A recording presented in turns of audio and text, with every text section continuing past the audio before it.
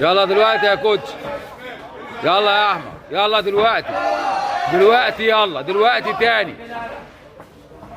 وصل شمالك ماشي. انهي يالا خالص يالا.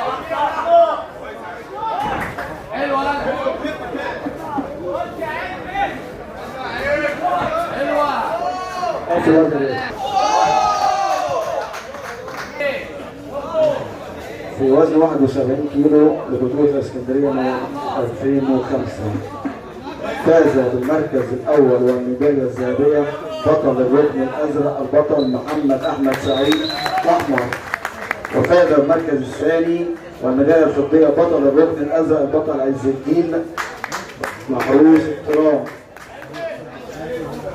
اتفضل سلم على صاحبك. خليك يا أحمد، خليك يا احمد على الحلقة. وشك للجمهور.